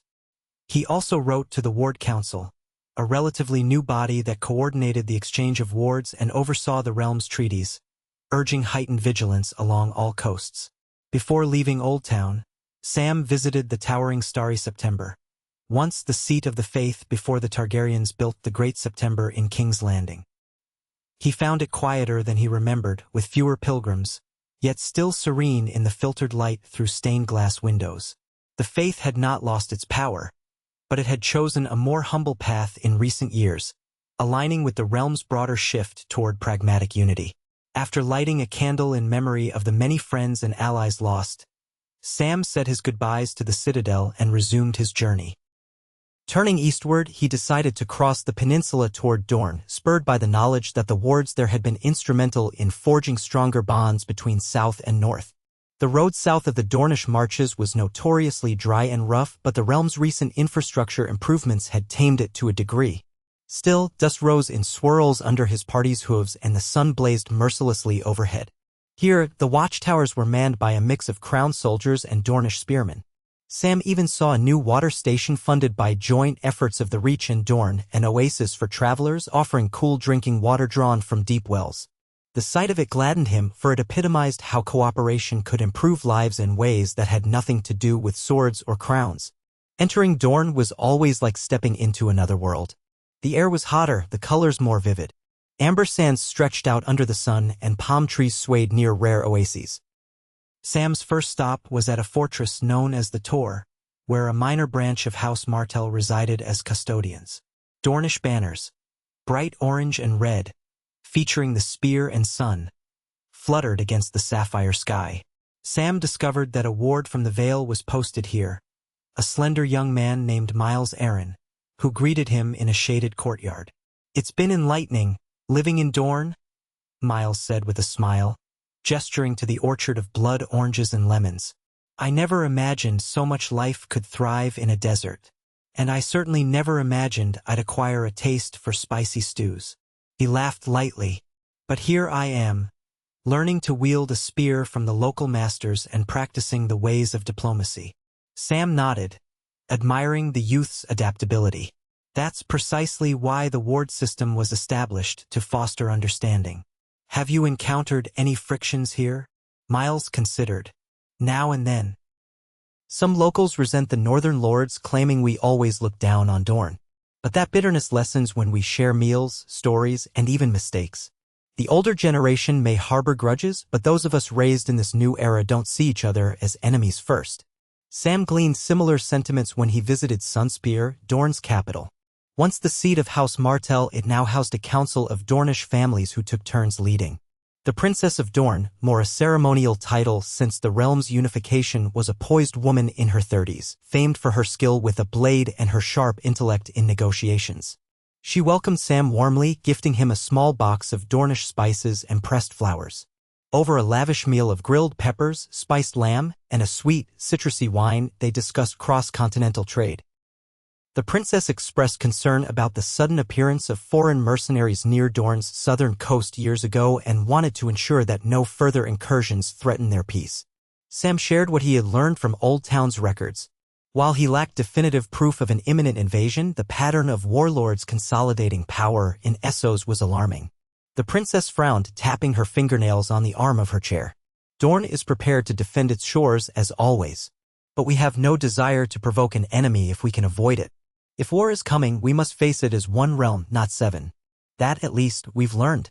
By the time Sam departed Dorne, he felt both hopeful and uneasy.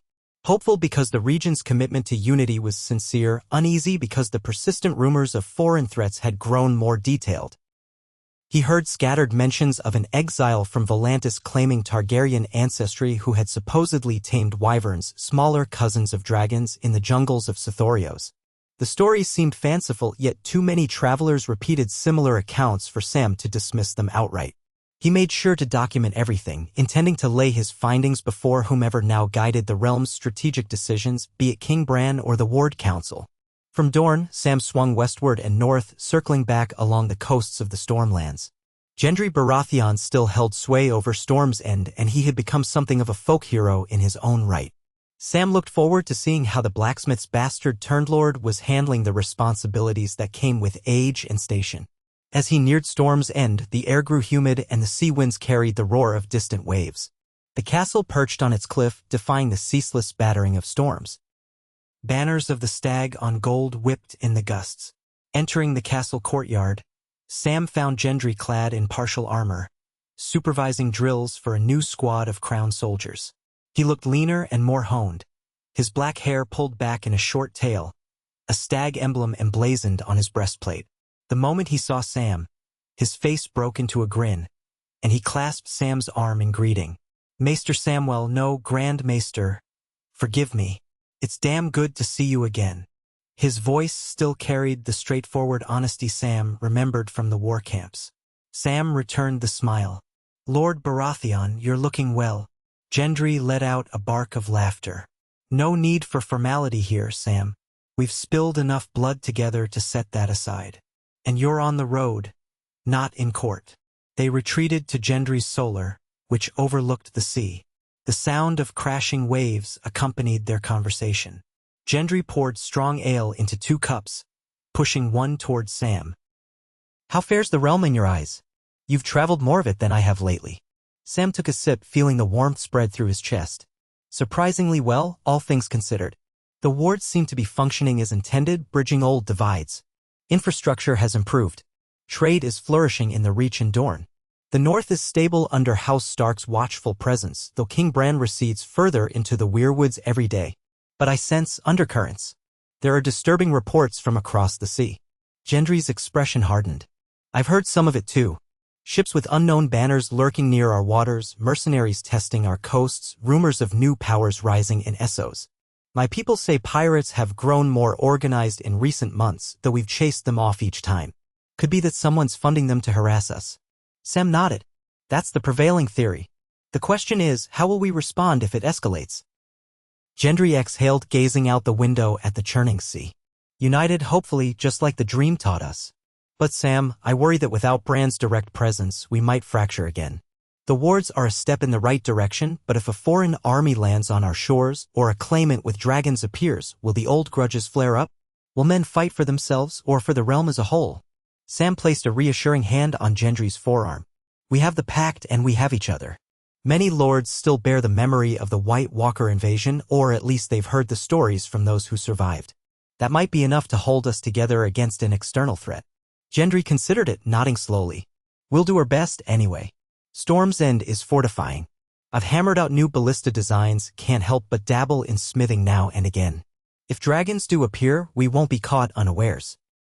They spent the evening exchanging more detailed accounts, Sam providing the knowledge gleaned from Old Town, Gendry sharing intelligence gathered by Stormland scouts. By the time Sam prepared to depart for the Vale the next day, the two parted as old comrades who knew the weight of the realm's future rested in part, on their ability to keep lines of communication open. The journey into the Vale took Sam through winding mountain passes and across sturdy bridges that soared over dizzying chasms. Despite the dramatic landscape, the roads were well maintained, thanks to concerted efforts by House Aaron's wards, who had established permanent crews of engineers and masons. Where once the Vale had been nearly inaccessible for half the year due to snow and ice, now carefully planned routes and avalanche barriers made travel less perilous. Sam reached the Gates of the Moon, the castle that served as a checkpoint before the climb to the Eyrie.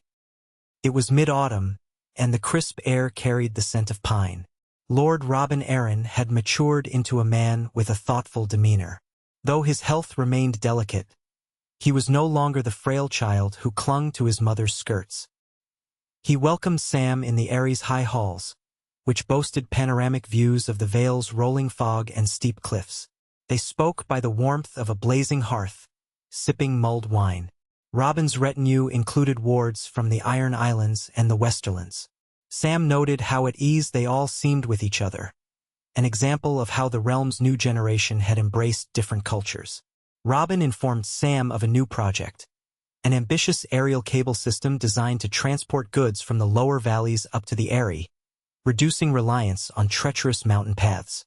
Engineers from the Reach were helping design it, while blacksmiths from the Iron Islands contributed their expertise on steel cables. It was an extraordinary feat of collaboration, the kind of endeavor unthinkable in the days before the dream. Sam was heartened by the news. It was evidence that the wards and cross-realm cooperation had spurred a golden age of innovation, not unlike the burst of prosperity the Targaryens had once brought when they first united the realm. Still, shadows always lurked. Robin mentioned that one of his wards had brought a message from across the sea, an offer of a marriage alliance from a so-called House Targaryen in exile. Obviously, the message was suspect. There was no known surviving Targaryen line beyond the late Aegon and Rhaella's lineage, which had ended with Daenerys and Jon Snow, who had vanished beyond the wall, his fate uncertain. Yet the letter insisted that a distant cousin survived, ready to reclaim the Iron Throne if Westeros would only support his cause. Robin had dismissed it, but the letter's existence confirmed the swirling rumors Sam had encountered. When Sam asked to see the letter, Robin produced it from a small chest. The parchment was thin and brittle, the script elaborate. The seal bore a three-headed dragon, but the head shapes were off, almost serpent-like. Reading the words, Sam felt a chill.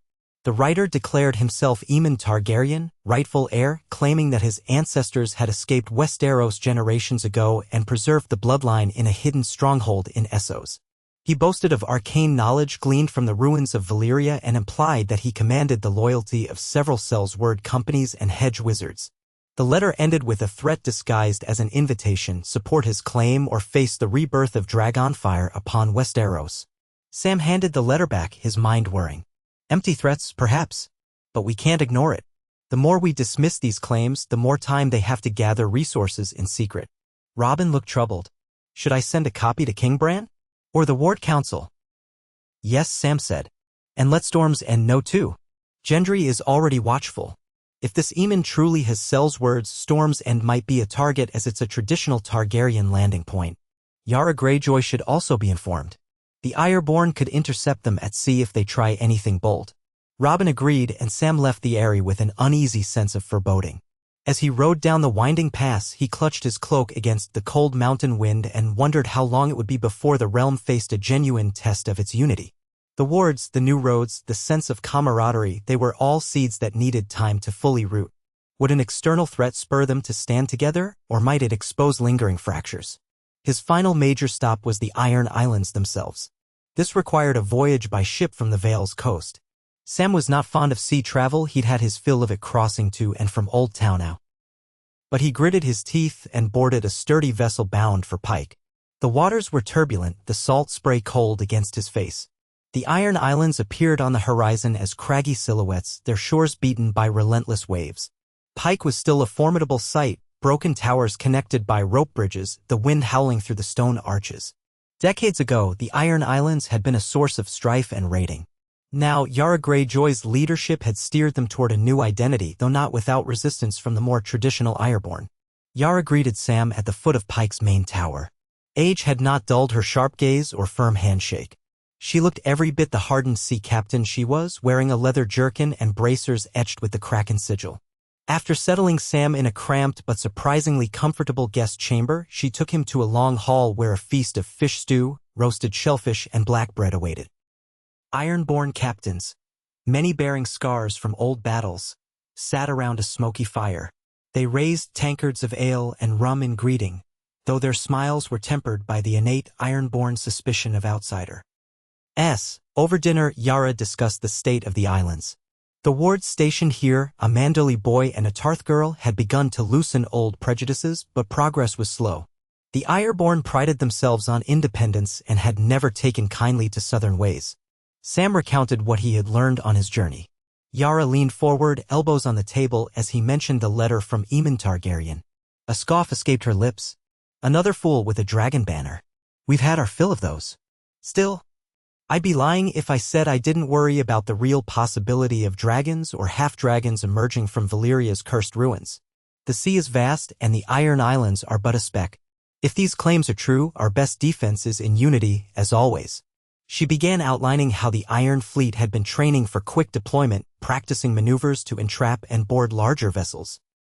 They had accepted additional funding from the Crown's defense coffers, albeit begrudgingly, to upgrade their ships with reinforced hulls. A few wards from the Westerlands had introduced new metallurgical techniques for forging stronger nails and brackets, increasing the durability of the Iron Fleet. Sam listened, impressed by the synergy of knowledge exchange. Even the Ironborn, who once prided themselves on taking what they wanted by force, now cooperated in an initiative to defend the entire realm. Before he departed Pike, Yara took Sam up a narrow staircase to a parapet overlooking the raging sea. The wind whipped at them and gulls screeched overhead. She pointed to a distant horizon where the sunset stained the waves red. That's where I imagine these foreign threats come from, a horizon we can't fully see. Bran gave us a vision, a warning, all those years ago. We overcame the dead, we overcame our internal strife. But out there, she clenched a fist. Something always brews.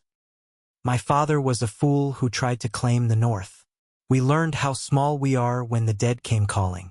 Now I'll be damned if the Iron Islands stand alone again. Sam laid a hand on the cold stone of the battlement, letting the salt air cling to his face. We won't stand alone. Not if the wards and the alliances remain strong. And I think they will. Everywhere I've gone, I've seen signs of genuine trust being built. Yes, there are old grudges and fresh doubts, but the memory of the Great War persists. Yara's gaze remained on the horizon. We'll be ready if war comes from the east. If it never does, maybe all the better. Let the next generation inherit a realm that's known peace more than strife. With that, Sam parted ways. He boarded another ship that would take him to the mainland, from where he planned to return to Winterfell.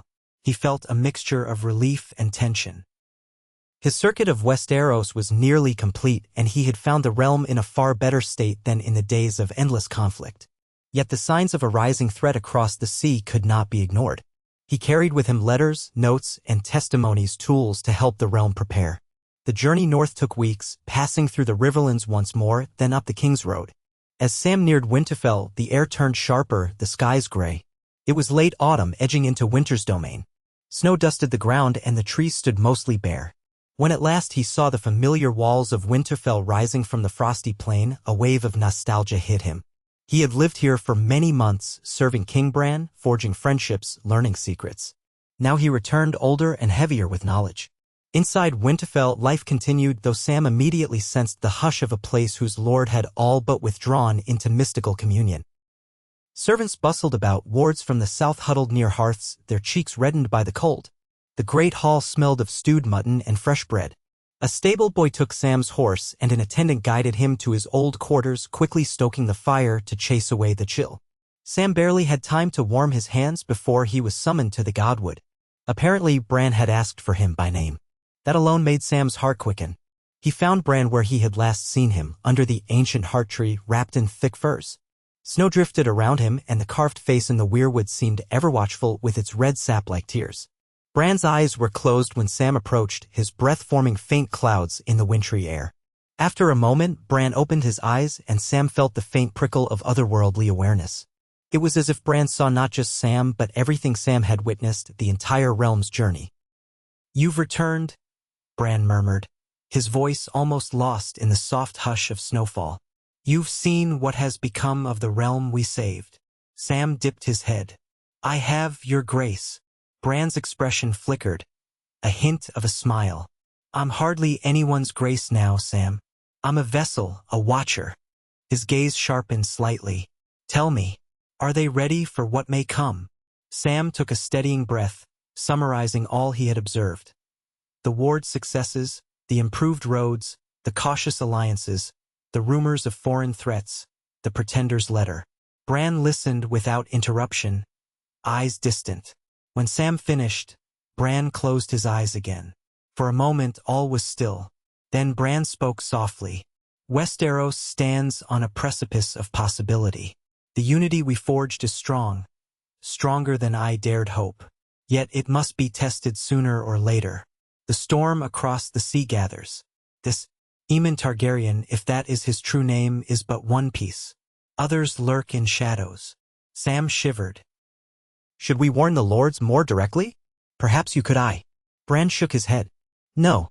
The time for me to fill their dreams has passed. They must choose, with their own free will, to stand as one. Dreams forced upon them again might weaken their resolve or breed resentment. The wards will do much to keep them allied. Still, if a time comes when the realm stands at a crossroads, I will guide them as I can."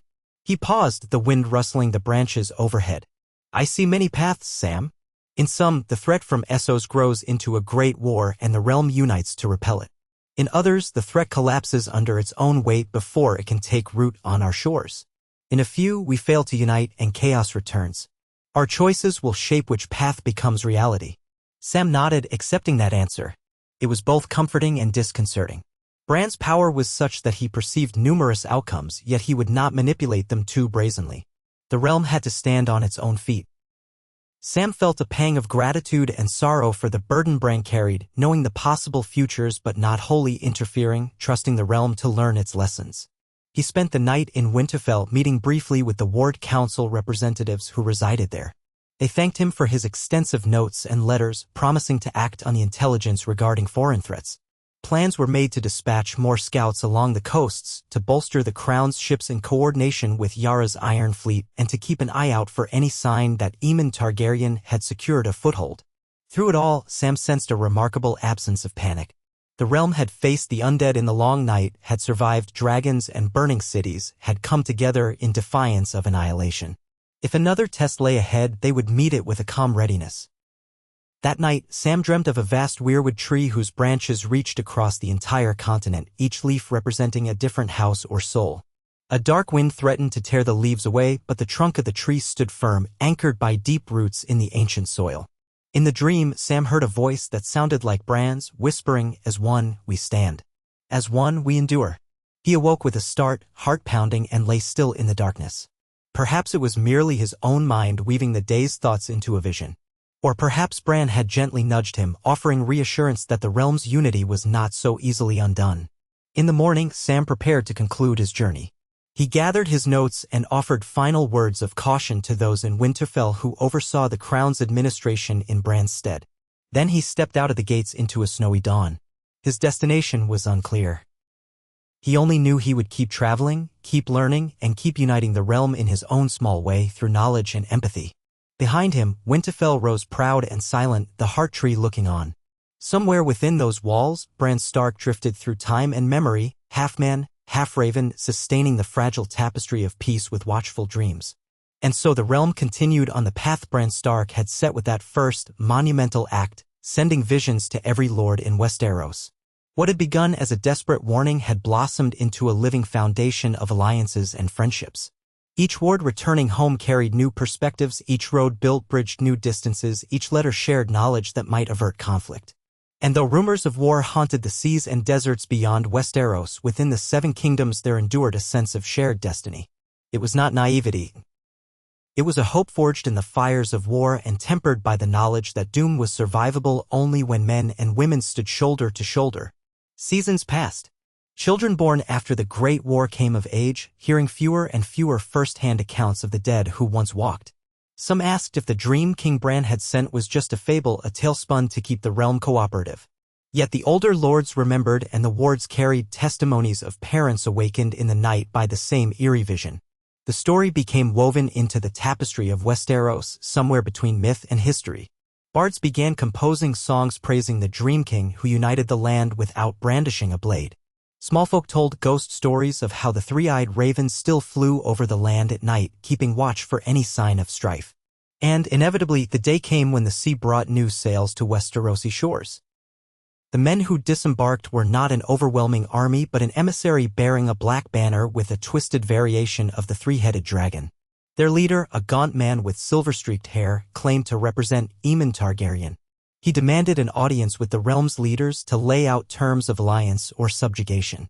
Had this happened in an earlier age, the great houses might have squabbled among themselves, each seeking advantage. Instead, the wards and the crown's envoys rallied swiftly. Messages flew by raven to Storm's End, Pike, King's Landing, the Eyrie, Highgarden, Winterfell, and every major seat in between. Within days, a unified response was drafted. The emissary found himself before a gathered council representing every region from the Iron Islands to Dorne. He presented threats and bribes, claims of rightful inheritance, and warnings of devastating power. The council heard him politely, then gave their unanimous reply. Westeros recognized no such claim without proof and would stand as one against any act of aggression. The emissary departed, visibly shaken by the solidarity he had witnessed. No bribe or threat could pry a wedge between the houses. He returned to his ships, carrying a cold promise that any hostile act on Westerosi soil would be met with united force from the north down to Dorne. Whether his master dared to test that claim remained to be seen. But the realm had sent its own message. They remembered the dream, and they would not be swayed from the path of unity. Across the land, from Bear Island to Sunspear, people held their breath. Would this alleged Targaryen warlord push forward with an invasion, hoping that his rumored draconic power could shatter the new era of peace? Or would he bide his time, seeking cunning ways to sow discord? None could say for sure. Yet the knowledge that every corner of Westeros now spoke with one voice made the threat less daunting than it might have been in centuries past. In Winterfell, the Heart Tree stood silent. Some nights, watchers on the battlement swore they saw a great raven perched among its branches, three eyes gleaming in the moonlight. Others said they spotted a shadowy figure in a wheeled chair drifting through the courtyard, ephemeral as mist. Bran Stark was rarely seen by day, but his presence was felt. When fear flickered in the hearts of men, they recalled the swirling snows and the weeping tree from their dreams. They remembered how close they had come to utter darkness and how they had survived by uniting. As winter approached again, a hush of expectation descended. Lords readied provisions, stored grain, and conducted musters of their men not out of lust for war, but out of prudent caution. The wards, many now grown into full adulthood, were scattered across Westeros as ambassadors, knights, and newly minted lords in their own right. They carried forward the ethos of cooperation. In each region, they reminded folk that if trouble arrived, the best response was to call on allies, not to shut the gates and hoard resources. Most listened, having seen the benefits of that practice for years. A few malcontents grumbled, yearning for the old glories of houses ruling by fear, but they found little support. The dream still held, strong as braided steel. In that uneasy calm, Samwell Tarly continued his work. He traveled again to Old Town, ensuring that the Citadel kept updated records of these new developments. He wrote treatises on the ways wards had reshaped political alliances, speculating that if the system lasted another generation, Westeros might truly transcend the cycle of war. He corresponded frequently with Gendry, Yara, and other leaders he had befriended, advising caution and urging dialogue. Though he never again witnessed Bran sending mass visions, Sam believed the memory of that singular event was enough to steer the realm through whatever storms lay ahead. So the story went on, weaving new threads into the grand tapestry of Westeros. Tales of potential dragons across the sea clashed with the lived reality of a kingdom determined not to return to the chaos of old. Children grew, learned from tutors who told them of the Dree-forged peace, how the Stark King had once entered the slumber of every lord to warn them of doom.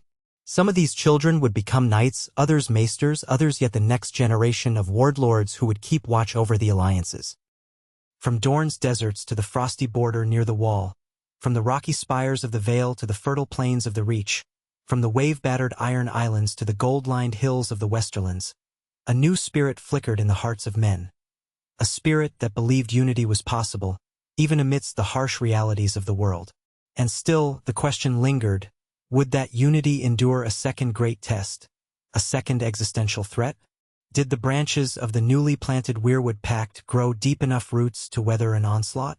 Each day that passed without calamity was another day for those roots to delve deeper, for the wards and the alliances to solidify, for the memory of the dream to become lore so ingrained that it shaped the realm's collective identity. If war or dragons or any other terror arrived, they would face not a realm fractured by petty kings and rival banners, but a realm that had learned to see itself as one body with a single beating heart under the old gods and the new. Rumors of Aemon Targaryen's next move remained just that, rumors. Some swore they saw monstrous silhouettes in the sky over the narrow sea, others claimed a plague broke out in his encampment, decimating half his forces. None could confirm these tales. A few bold Sells-word captains even ventured to treat with him, but their reports were inconsistent. Some said Aemond was a charlatan, no more a dragon lord than a mummer wearing scales.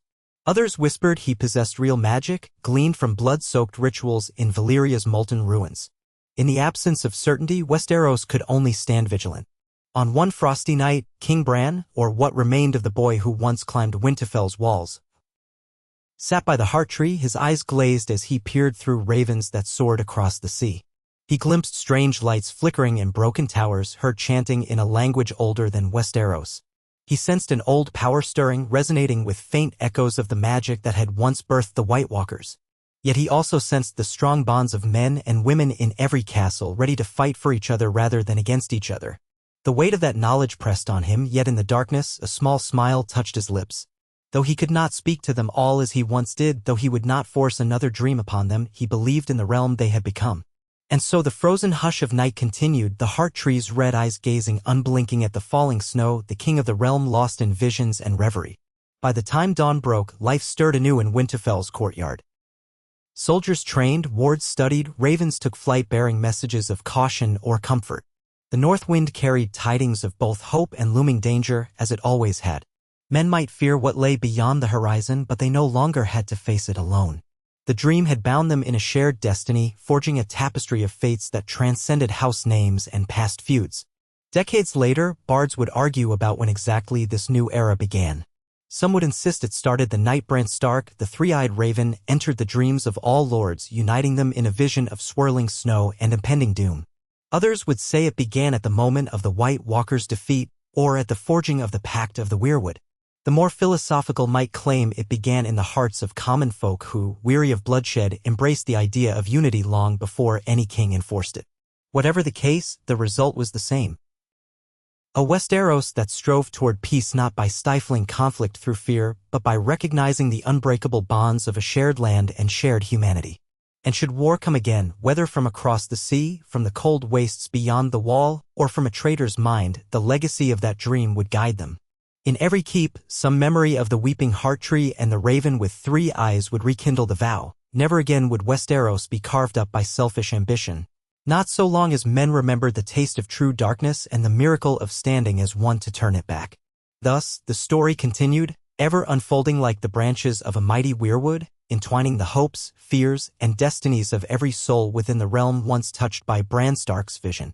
And though the future remained unwritten, the dream lived on in every beating heart, from the humblest fisherman on the fingers to the proudest lord in the Westerlands. Reminding them that the realm was only as strong as its unity, and that unity was the surest shield against the unknown terrors that waited beyond the horizon.